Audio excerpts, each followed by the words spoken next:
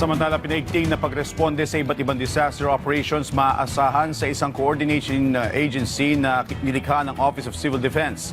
Mabilis na paglikas ng mga bakwit sa landslide areas sa flood zone hotspots, ora mismong pagsalba ng mga biktima sa gitna ng panganib at agarang pagpapakalat ng relief items ang inihanda ng Interagency Coordination Cell ng OCD.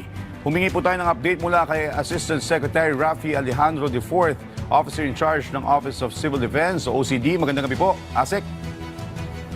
Yes, good evening. Magandang gabi. ASEC, nasa ilang Pilipino na po ang apektado ng nagdaang bagyong Krising at Habagat? Halos 1 milyong pamilya na po ang apektado, no, or close to 3.3 million individuals.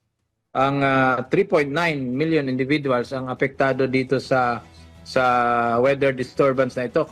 So covering around 4,530 barangays. So tuloy-tuloy po ang ating pagbibigay ayuda kasama yung DSWD and yung DOH and other agencies, no. Nandiyan pa rin yung ating mga uniform services na nagbibigay tulong in terms of manpower and logistics sa mga LGUs natin na nangangailangan ng tulong. At ASEC, kumpirmahin na rin po namin yung datos ninyo sa mga nasawi, kung meron man po at walang tigil na, dahil po dito sa walang tigil na pag-ulan. Meron tayong 19 na reported casualty or patay, no, dito sa weather disturbance na ito. Merong 19 and 8 injuries and meron pa tayong 11 reported missing. So, as of this moment, ASEC, ano pong ginagawa nating hakbang para matugunan itong issue na ito na meron pa po tayo na mga nawawala pa palang mga kababayan natin? Ongoing ang paghahanap, no? Pero ito nga, since meron pa tayong weather disturbance, medyo hampered yung ating mga search and rescue dito. But tuloy-tuloy naman. Karamihan naman itong nawawala ay dito sa NCR. So habang gumaganda po ang panahon, ay hinahanap natin ito, no? Tuloy-tuloy pa rin ang paghahanap natin kasi 5 out of the 11 na missing ay from NCR. And ASEC, meron din po ba kayong datos sa pinsala sa sektor ng agrikultura, infrastruktura at iba pa? Oo, sa agriculture po, umaabot na po ng 454 million ang losses, no? Kasama na dyan yung rice, yung corn, and other high value products, no?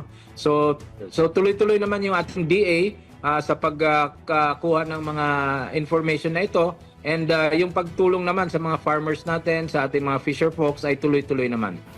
Yes, and ASEC, kumustahin din po namin yung kaligtasan, hindi lang po ng ating mga kababayan na inyong tinutulungan, kundi yung ating mga uniform personnel. Kamusta po sila? Na tuloy-tuloy naman ang pagserbisyo nila. Meron naman tayong mga reserve, ano, palitan po ang kanilang duty. So yung iba nagpapahinga, but most tuloy-tuloy ang serbisyo. So nandyan pa rin yung ating mga kasamahan from the PNP, from the Philippine National Police, from the Coast Guard at saka sa Armed Forces natin. So tuloy-tuloy po ang serbisyo natin para sa ating mga kababayan.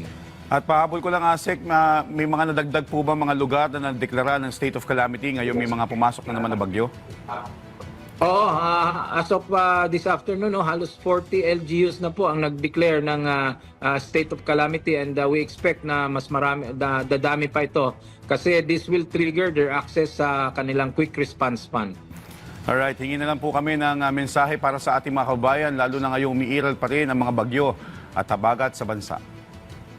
Tulad ng sinabi ng ating Pangulo, si Pangulong Marcos, ang mensahe namin ay sana or dapat makinig tayo at sumunod sa ating mga authorities, at rest assured, nandyan naman po ang national government para tumulong.